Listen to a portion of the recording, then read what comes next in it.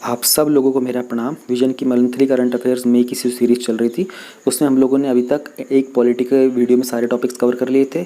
2 international relation की videos already बन चुकी है, जिसमें हम लोग 2.5 तक कवर कर चुके थे। आज हम लोग करेंगे 2.6, 2.7 और 2.8। देखो, पिछले टॉपिक्स के अंदर मैं आपको मेंस के क्वेश्चन दिखा रहा था, उसका रिस्पॉन्स मुझे बहुत अच्छा मिल रहा है। अब इन 3 टॉपिक्स के अंदर ना, जब मैंने मेंस के क्वेश्चन सर्च किए तो डायरेक्ट कोई क्वेश्चन थे नहीं ऐसे, ठीक है। लेकिन आपको मैंने बीच बीच में बताया हुआ कि किस टाइप का क्वेश्चन इससे उठ के बन सकता है। देखो, ये ना सप्लीमेंट्री टॉपिक्स हैं। कोई मेन बड़ा क्वेश्चन उठ के आएगा, जैसे ओपन स्काई ट्रीटीज़ का यूएस ने विड्रॉ किया है, ये नहीं आएगा कि यूएस ने ओपन स्काई ट्रीटी से विड्रॉ किया उसके बारे में बताओ। नहीं, टॉपिक क्या बन के आ सकता है कि यूएस ने डब्ल्यूएचओ की फंडिंग से विड्रॉ कर लिया है, यूएस ने ओपन स्काई ट्रीटी से विड्रॉ कर लिया है, तो वर्ल्ड वाइड इसका क्या इम्पैक्ट पड़ने वाला है, इसके बारे में डिस्कस करो। ऐसा सवाल उठ के आएगा, तो आप उसमें सप्लीमेंट्री टॉपिक की तरह आप इसको यूज़ कर सकते हो, ठीक है। अब ज़्यादा समय बर्बाद नहीं करते हैं, कमेंट करके बताते रहिएगा आपको ये सब कैसे चल रहा है। नेक्स्ट सीरीज़ में हम लोग इकोनॉमी डिस्कस करेंगे, और कितनी वीडियोस करेंगे वो तो आपको उस वीडियो, कितने टॉपिक कवर करेंगे आपको उस वीडियो में पता चलेगा। Okay, let's start. 2.6 world health assembly. Recently news में क्यों था? क्योंकि वर्ल्ड हेल्थ असेंबली की जो 73rd मीटिंग हुई थी ना, वो वर्चुअली हुई थी, यानी कि ऑनलाइन वीडियो कॉन्फ्रेंस के थ्रू हुई थी, क्योंकि पैंडमिक चल रहा है, सोशल डिस्टेंसिंग को मेंटेन करना है। तो वर्ल्ड हेल्थ असेंबली आती है डब्ल्यूएचओ के अंदर। तो डब्ल्यूएचओ के बारे में आप लोगों को थोड़ा सा बता देता हूँ, रिवीजन कर लेते हैं हम लोग, ठीक है। डब्ल्यूएचओ जो था हमारा, वो 1948 में बना था, ठीक है। हेडक्वार्टर कहाँ है? जिनेवा, स्विट्ज़रलैंड के अंदर। कितनी मेंबर कंट्रीज़ हैं? 194। कितने ऑफिसेज हैं? 150 ऑफिसेज। रीजनल ऑफिसेज कितने हैं? बहुत इंपॉर्टेंट, 6 हैं। कौन से? Africa, Asia, America, Africa, America, South East Asia, Europe, Eastern Mediterranean और वेस्टर्न पैसिफिक। ये बहुत ज़्यादा इंपॉर्टेंट है, 6 जो हमारे इनके रीजनल ऑफिसेज है ना। प्लस में अप्रैल 7 को हम लोग वर्ल्ड हेल्थ डे मनाते हैं। क्यों?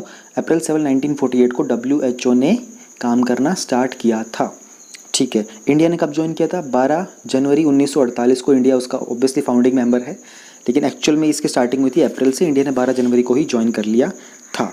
रिसेंटली डॉक्टर हर्षवर्धन जो कि हमारे ministry of health and family welfare के मिनिस्टर भी हैं, उनको डब्ल्यूएचओ के एग्जीक्यूटिव बोर्ड का चेयरमैन बना दिया गया है। कि कब तक के लिए? 3 साल के लिए। ये सब अभी हम लोग यहाँ पे पढ़ेंगे, लेकिन मैं आपको डब्ल्यूएचओ का एक बार बेसिक सा रिवाइज करवा रहा हूँ। डब्ल्यूएचओ का काम क्या होता है? देखो, ये कि इंटरनेशनल गवर्नमेंट ऑर्गेनाइजेशन है, आईजीओ बोल सकते हो आप इसको। एक तो होता है एनजीओ, नॉन गवर्नमेंटल ऑर्गेनाइजेशन। एक आप बोल सकते हो, होता नहीं है आईजीओ, लेकिन आप बोल सकते हो इंटरनेशनल गवर्नमेंट ऑर्गेनाइजेशन। जो काम कैसे करती है? कोलैब करती है। किसके साथ करती है? मेंबर स्टेट्स के, और उनकी थ्रू, उनकी मिनिस्ट्री ऑफ हेल्थ के थ्रू। तो इंडिया की जो मिनिस्ट्री ऑफ हेल्थ है उसके थ्रू हम लोग डब्ल्यूएचओ से कोलैब करते हैं, ठीक है। Leadership on the global health और शेपिंग द हेल्थ रिसर्च, ये इसके 2 मोटिव होते हैं। बहुत सिंपल सी बात है, इससे ज़्यादा हम लोग रिवीजन करने की ज़रूरत है नहीं, आपको मैंने बता दिया है। तो डब्ल्यूएचओ क्या? अब डब्ल्यूएचए क्या है? वर्ल्ड हेल्थ असेंबली क्या है? ये डब्ल्यूएचओ की डिसीजन मेकिंग है, यानी कि जो भी निर्णय लेने वाले होते हैं वो सारे के सारे डब्ल्यूएचए में होते हैं, ठीक है। इसे अटेंड किया जाता है डेलीगेशंस के द्वारा, जो कि डब्ल्यूएचओ के मेंबर स्टेट, जो भी कंट्रीज़ 194 कंट्रीज़ वगैरह हैं, और सबका फोकस किस चीज़ के ऊपर होता है? जो भी स्पेसिफिक हेल्थ एजेंडा होता है जिसको डब्ल्यूएचओ का एग्जीक्यूटिव बोर्ड प्रिपेयर करता है, वही सब हम लोग डिस्कस करते हैं डब्ल्यूएच असेंबली के अंदर। डब्ल्यूएचओ एग्जीक्यूटिव बोर्ड से रिलेटेड हम लोग कुछ बात करते हैं, क्योंकि डब्ल्यूएचओ ये बोर्ड क्या प्रिपेयर करता है? एजेंडा प्रिपेयर करता है। तो इंडिया के जो हेल्थ मिनिस्टर है, उन्होंने रिसेंटली इसका चेयरमैन का चार्ज लिया, डॉक्टर हर्षवर्धन ने, मैंने आपको बता दिया। अब एग्जीक्यूटिव बोर्ड के अंदर 34 टेक्निकली क्वालिफाइड मेंबर्स होते हैं, ठीक है, जो अपने अपने फील्ड के अंदर, जैसे हेल्थ हो गया। अच्छा, डब्ल्यूएचओ के प्रेसिडेंट कौन है? डॉक्टर तेड्रोस, ठीक है। डॉक्टर तेड्रोस इथोपिया के रहने वाले हैं, ठीक है। और ध्यान दें, मैं आप लोगों को दोबारा याद दिलाता हूँ, डब्ल्यूएचओ और वर्ल्ड बैंक और आईएमएफ, तीनों के ही टॉप सेकंड पोजीशन जो है वो इंडियन फीमेल्स के पास है, ठीक है। आप नाम चेक कर लेना, पोजीशन क्या वो चेक कर लेना। मैंने आपको बड़ी अच्छी चीज़ रिवाइज करवा दी, मैंने पहले भी कई बार बता चुका हूँ, जो लोग रेगुलरली फॉलो कर रहे हैं उनको याद होगा। डब्ल्यूएचओ, वर्ल्ड बैंक और आईएमएफ, तीनों की सेकंड हाईएस्ट पोजीशन जो है वो इंडियन फीमेल्स होल्ड करती हैं। ये जनरली लोगों को पता नहीं होती है बात। तो एग्जीक्यूटिव बोर्ड के अंदर 34 मेंबर्स होते हैं, जो कि अपने अपने स्पेशली हेल्थ के फील्ड के अंदर बहुत ज़्यादा क्वालिफाइड होते हैं। अब ध्यान रहे, वो इलेक्ट किए जाते हैं 3 साल के लिए, ठीक है। और एग्जीक्यूटिव बोर्ड कितने बार मिलता है साल में? 2 बार। बार बार ध्यान रखना, ये वाला पूरा का पूरा बॉक्स जो है ना, थोड़ा सा कॉम्प्लिकेटेड है। 1 साल, 2 साल, 3 साल, तो जहाँ चीज़ें कॉम्प्लिकेटेड हो जाती है, कन्फ्यूज़ कर दिया जा सकता है, वहाँ से प्रीलिम्स का क्वेश्चन उठ के बन जाता है, ठीक है। प्राइमरी फंक्शन क्या है बोर्ड का? ऑब्वियस सी बात है, ये बोर्ड क्या करेगा? जो वर्ल्ड हेल्थ असेंबली में जो भी डिसीजन लिए जाएंगे उन सबको एग्जीक्यूट करेगा, फिर उसको एडवाइस वगैरह करेगा, उनको इंप्लीमेंट करेगा, फैसिलिटेट करेगा। चेयरमैन की जो पोस्ट होती है ना वो 1 साल के लिए होती है, ठीक है। देखो 34 टेक्निकली क्वालिफाइड मेंबर कितने साल के लिए होते हैं, 2 साल के लिए होते हैं।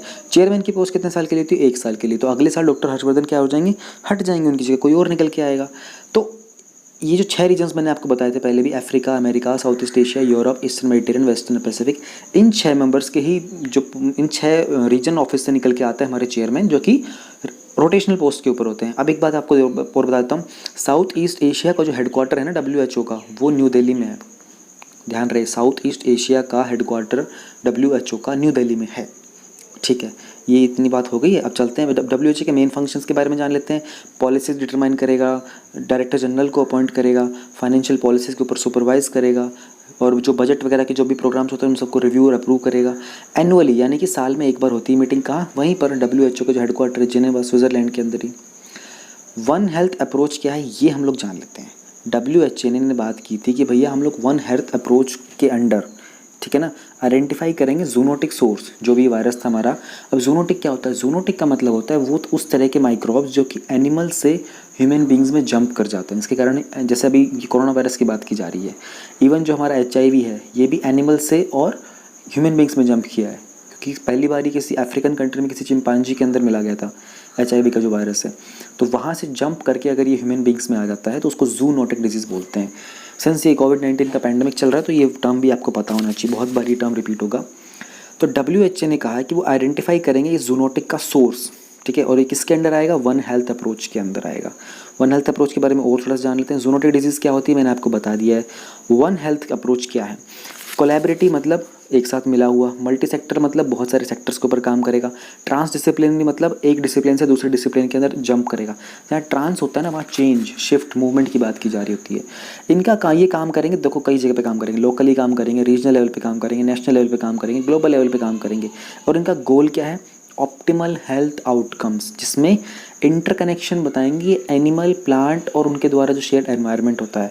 एनिमल, प्लांट और उनके द्वारा जो शेयर एनवायरनमेंट होता है, ये हमारे कीवर्ड है यहाँ पर, क्योंकि जहाँ पर आपके एनिमल होंगे वहाँ पे आपके प्लांट्स भी मिलेंगे, और जहाँ ये दोनों होंगे वहाँ पर एक एनवायरनमेंट तो होता ही होता है, ऑब्वियस सी बात है। तो इन सब को देख करके ध्यान रख के, इनके कुछ मल्टी सेक्टर्स हैं, ये कोलैबोरेट करेंगे, इनके ऊपर रिसर्च चलाएंगे, किस तरह की चीज़ें यहाँ पे एग्जिस्ट करती हैं, किस तरह के माइक्रोब्स होते हैं, वो ट्रांसफ़र कैसे करते हैं, उनका सॉल्यूशन क्या हो सकता है। ये सारा का सारा हमारा वन हेल्थ अप्रोच के अंडर आता है। तो वर्ल्ड हेल्थ असेंबली के कुछ की आउटकम्स की बात कर लेते हैं। देखो WHO ने एक रिजोल्यूशन का मतलब होता है संकल्प, एक संकल्प लिया है कि ये जो हमारा कोविड-19 का जो पैंडेमिक गया था, इसके अंदर हम लोग zoonotic source of the corona virus इसको ढूंढने की बात की, बहुत ज़्यादा फोकस रहा है इसके ऊपर। इम्पार्शियल मतलब कोई पार्शियलिटी नहीं होगी, कोई भेदभाव नहीं होगा। इंडिपेंडेंट मतलब किसी के दबाव में नहीं होंगे, और कॉम्प्रिहेंसिव मतलब विस्तार से। इस तरीके का रिस्पॉन्स देना चाहते हैं इस पैंडेमिक को लेकर। ये इन्होंने बहुत स्पेसिफाई किया है कि जो भी एक्शन WHO लेगा उसके जो टाइमलाइंस वगैरह होंगे, और जो कि कोविड-19 को लेकर होंगे, उसी के बेसिस के ऊपर सारा का सारा इवैल्यूएशन होगा। तो मेन फोकस जो इस बार असेंबली का था वो कोविड-19 था। एक मैं एडिशनल इन्फॉर्मेशन आपको दे देता हूँ।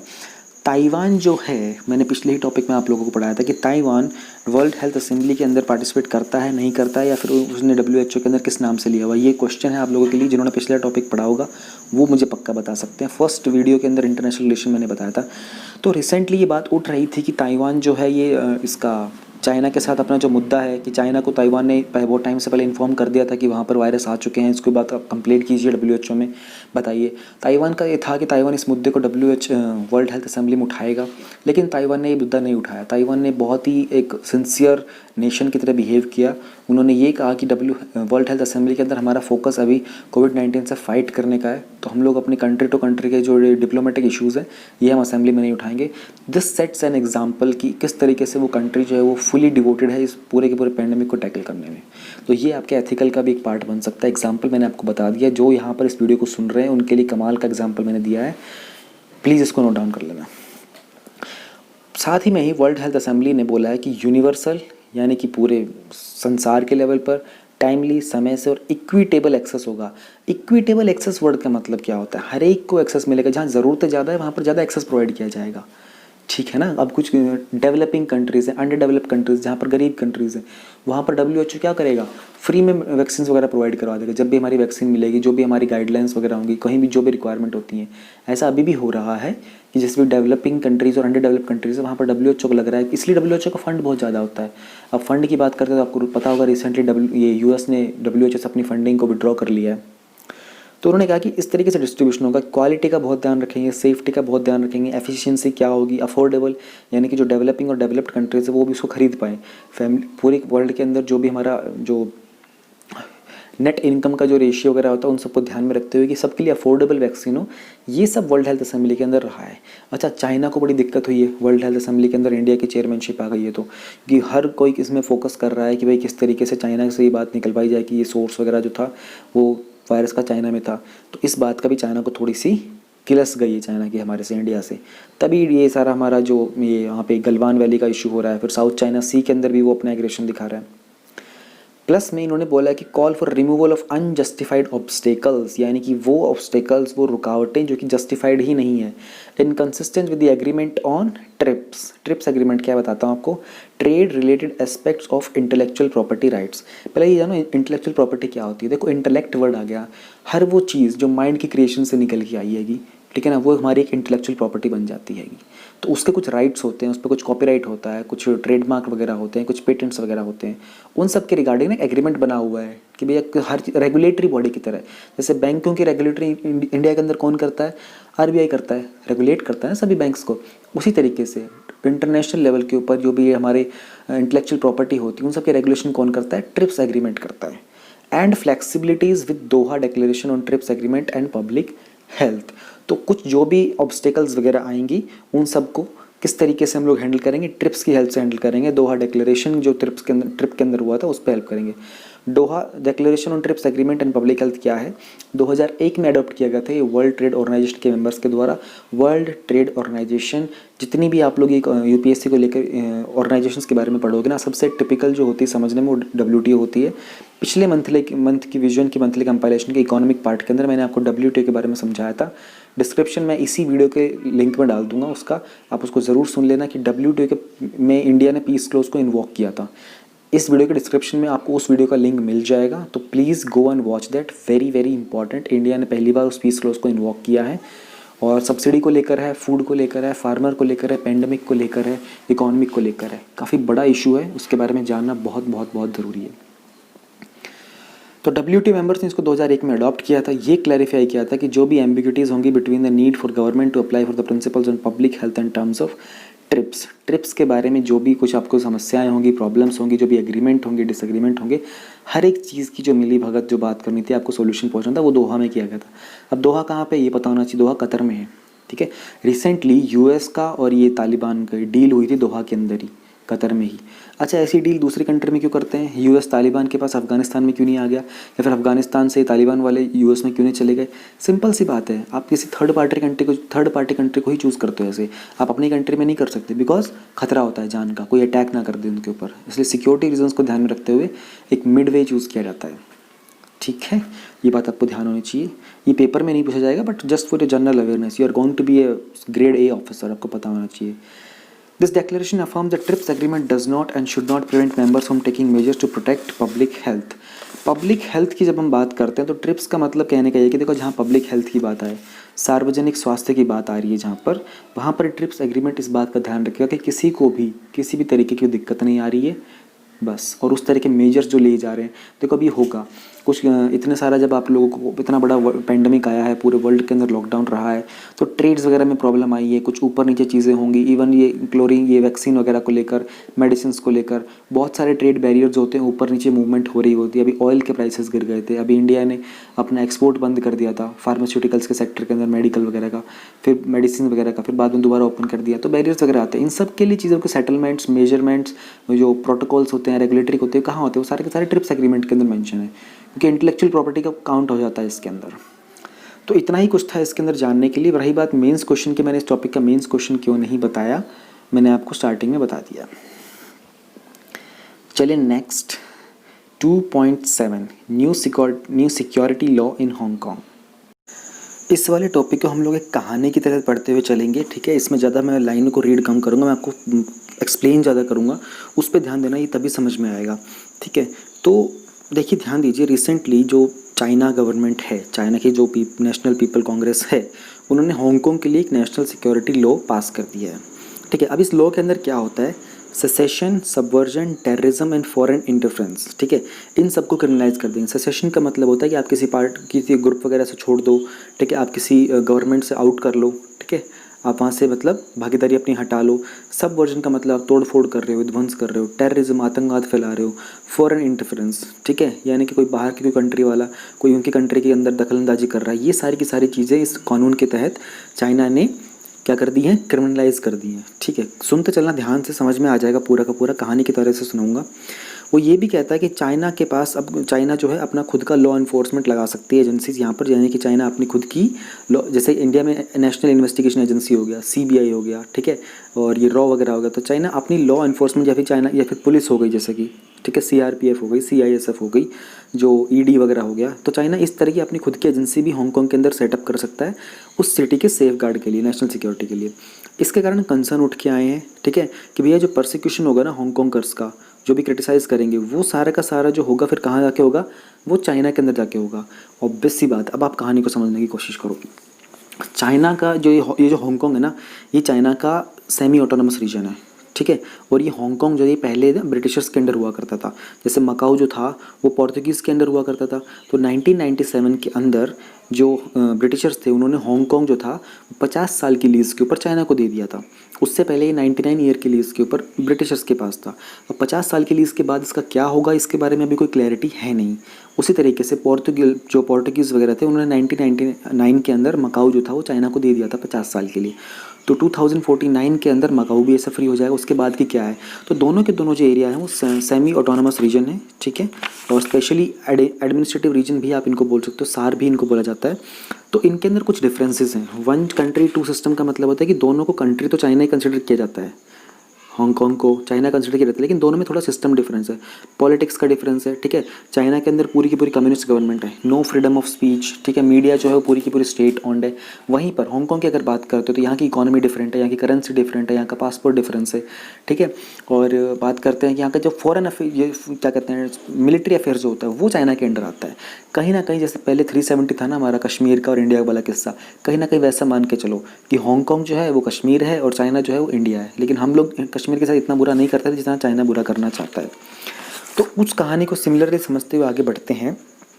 और अब उन्होंने क्या किया है, अब चाइना ने वहाँ पर एक सिक्योरिटी लॉ पास कर दिया है। सिक्योरिटी लॉ के तहत उन्होंने बोल दिया कि यहाँ पर भैया आप, अब वहाँ पे ना बहुत सारे लोग हैं और प्रो डेमोक्रेटिक हैं, ठीक है। चाइना हांगकांग के अंदर बहुत सारी डेमोक्रेसी है, वहाँ पर ह्यूमन राइट्स हैं, लेकिन मेनलैंड चाइना में वो चीज़ें नहीं हैगी। तो चाइना को ये लगता रहता है कि यार ये लोग ना हर चीज़ के ऊपर क्या कहते हैं, प्रोटेस्ट कर देते हैं।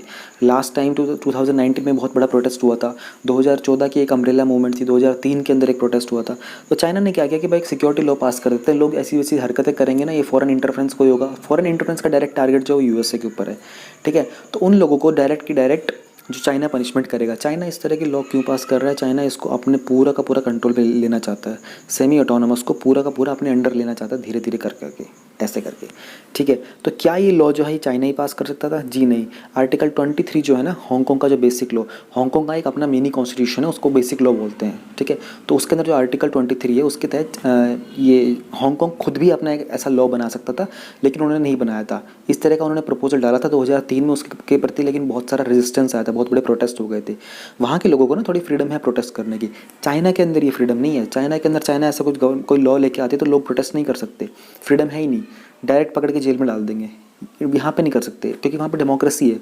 हांगकांग के अंदर वो पहले ब्रिटिशर्स के अंडर रूल्ड था, तो बहुत हद तक उनका लाइफस्टाइल, उनका खान पान, उनका बोलचाल, उनका एजुकेशन, वो बहुत सारा यूरोप इन्फ्लुएंस्ड है, ठीक है। फिर 2019 के अंदर एक्सट्रेडिशन बिल लाया था कि मतलब अगर कोई भी इंसान हांगकांग के अंदर कोई सज़ा, वो कुछ गलती करता है तो उसको सीधा सीधा वहाँ से चाइना जो एक्सट्रेडिट करके और मेनलैंड चाइना यानी कि मेन चाइना कंट्री के अंदर लेके जा सकता है, वहाँ उसको पनिशमेंट मिल सकती है। अब होता क्या था ना कि चाइना के अंदर, अपनी कंट्री के अंदर तो कोई मीडिया वाला उनको क्रिटिसाइज़ करता नहीं था, लेकिन ये हांगकांग वाले कुछ बड़े क्रिटिसाइज़ करते थे। तो चाइना ने एक्सट्रेडिशन लॉ निकाला कि भैया अगर तुम हांगकांग में बैठ के हमको क्रिटिसाइज़ करोगे ना, हम तुमको वहाँ से भी लेके आ जाएंगे और अपनी कंट्री में पनिश करेंगे। इसी के कारण ही बहुत सारे प्रोटेस्ट चल रहे थे। हालांकि हालांकि कोविड-19 के कारण ये जो प्रोटेस्ट थे थोड़े रुक गए थे, और अभी जैसे धीरे धीरे पैंडमिक ख़त्म होता जा रहा है, लॉकडाउन खुलता जा रहा है, ये प्रोटेस्ट जो है दोबारा स्टार्ट हो गए हैं। कहानी की तरह ही सुनते चलो इसको पढ़ने के मामले में मैं एग्जैक्टली वही बोल रहा हूँ जो यहाँ पर सब कुछ लिखा हुआ है। बेसिक लॉ जो है 50 साल के लिए 2047 को लेकर बेसिक लॉ को अमेंड किया जा सकता है 2/3 मेजोरिटी के साथ हांगकांग के लेजिस्लेचर के अंदर। यही टॉपिक था, इससे ज़्यादा कुछ था नहीं, मैंने आप लोगों को एग्जैक्टली वही बता दी जो भी कुछ यहाँ पे लिखा हुआ है, और बस इतना ही था जानने के लिए। अगला हमारा 2.8 टॉपिक है, इंटरनेशनल रिलेशन का लास्ट टॉपिक है। न्यूज़ में क्यों है, रिसेंटली यूएस ने अनाउंस किया कि वो एग्जिट करेगा ओपन स्काई ट्रीटीज़ के अंदर, और वो ऐसा इसलिए करना चाहता है कि उन्होंने कहा कि रशिया जो है ना कॉन्टीन्यूसली इस ट्रीटी को वॉयलेट कर रहा है। ओपन स्काई ट्रीटी क्या है, ये एक एग्रीमेंट है जो परमिट करता है हर एक कंट्रीज़ को आपस में एक दूसरे के ऊपर वो शॉर्ट नोटिस देकर अनार्म्ड होकर, यानी कि बिना किसी हथियार के कुछ रिकनेसेंस फ्लाइट्स उनकी टेरिटरी में फ्लाई कर सकता है, यानी कि जांच पड़ताल के लिए उनके कंट्रीज़ के ऊपर थोड़े ड्रोन वगैरह टाइप के या फिर कोई फ्लाइट वगैरह भेज सकता है, ताकि उनकी मिलिट्री फोर्सेस कहाँ है, वो किस तरह की एक्टिविटीज़ कर रहे हैं उसके बारे में थोड़ी सी जानकारी मिल सके। लेकिन ये सिर्फ स्काई में होगी, यानी कि आपको प्लेन वगैरह भेजना पड़ेगा, आपको नोटिस देना पड़ेगा सामने वाली गवर्नमेंट को। इसका एम था कि कॉन्फिडेंस डेवलप हो, फैमिलियरिटी हो, दोनों कंट्रीज़ 2-3 कंट्रीज जो भी हैं उसके अंदर पार्टीज़ हैं, आपस में एक कॉन्फिडेंस हो कि भैया हम आपके कुछ अगेंस्ट में कुछ प्लान नहीं कर रहे हैं, ठीक है। ओएसटी को साइन किया था 1992 के अंदर, ये 2002 से लागू हो गया था। करंटली इसमें 34 कंट्रीज़ हैं जो इस पार्ट का ट्रीटी का एक पार्ट है, वाइल 35th किर्गिस्तान, उन्होंने साइन किया हुआ लेकिन रेटिफाई नहीं किया हुआ। रेटिफाई का मतलब करने का क्या कि आप उनसे बाउंडेड नहीं हो, ठीक है ना, आप कह सकते हो आप एज एन ऑब्जर्वर मेंबर हो। मेजॉरिटी जो मेंबर्स हैं वो नॉर्थ अमेरिकन और यूरोपियन नेशन जैसे US, UK, Russia, Turkey, India और चाइना इसके मेंबर्स नहीं हैं, ध्यान रहे। दो state parties were allowed to overfly all of a member's territory and the territory determines specific points of exit and entry and refueling airfields। यानी कि अगर मान लो यूएस की कोई फ्लाइट है, वो रशिया के ऊपर जाके रिकॉन्सेंस करना चाहती है, जांच पड़ताल करना चाहती है कहाँ कहाँ इनकी मिलिट्री एक्टिविटीज़ वगैरह हो रही हैं, तो यूएस को पहले रशिया को इन्फॉर्म करना पड़ेगा कि हम ऐसे फ्लाइट करना चाहते हैं। रशिया उनको बताएगा कि कहाँ से आपको एंट्री करनी है, कहाँ से आपको एग्जिट करना है, और आपकी अगर फ्लाइट को रिफ्यूलिंग की ज़रूरत है तो आप कहाँ से रिफ्यूलिंग करोगे, ये सारा काम करेगा रशिया। तो रिसेंटली न्यूज़ में ऐसा कुछ जा रहा था कि रशिया ने कुछ जगह पर जाने से, कुछ जगह की एंट्री के लिए यूएस को मना कर दिया था, तो यूएस को डाउट हुआ कि भैया आप तो वायलेट कर रहे हो उस ट्रीटी को, और ऐसा 1-2 बार नहीं बार बार हुआ, तो इसलिए यूएस ने कहा कि हम लोग तो इससे विड्रॉ करते हैं। अब क्वेश्चन यहाँ पे ये उठ के नहीं आएगा ओपन स्काई ट्रीटीज़ का, क्वेश्चन बन के आएगा कि यूएस ने इतनी सारी ट्रीटीज़ से आउट किया, यूनेस्को से आउट किया, पेरिस क्लाइमेट चेंज से आउट किया, ओपन स्काई ट्रीटीज़ से आउट किया, WHO के फंडिंग से आउट किया, ये सवाल बन के आएगा, इसके ऊपर काम करना है आपको। ऐसा एक सवाल ऑलरेडी आ चुका है बिल्कुल रिसेंटली पास्ट ईयर पेपर्स के अंदर, दोबारा बनने का, क्योंकि रिसेंटली WHO के फंडिंग से विड्रॉ किया है और ओपन स्काई ट्रीटीज़ से विड्रॉ किया है, तो ये बनना बहुत लाजमी है। ओपन स्काई कंसल्टेटिव कमीशन जो है वो कंप्राइज करता है जो भी रिप्रेजेंटेटिव होते हैं स्टेट पार्टीज़ के, और वही सब OST के इम्प्लीमेंटेशन के लिए इंपॉर्टेंट होते हैं। प्रीलिम्स को लेकर ये बहुत इंपॉर्टेंट है, मेंस को लेकर ये इतना इंपॉर्टेंट नहीं है। मेंस में आपको बस इसका नाम वाम और इक्की दुक्की बातें बतानी होंगी, प्रीलिम्स को लेकर ये बहुत इंपॉर्टेंट है। यहाँ पर हमारा इंटरनेशनल रिलेशन ख़त्म होता है। अब हम स्टार्ट करेंगे इकोनॉमी नेक्स्ट वीडियो से।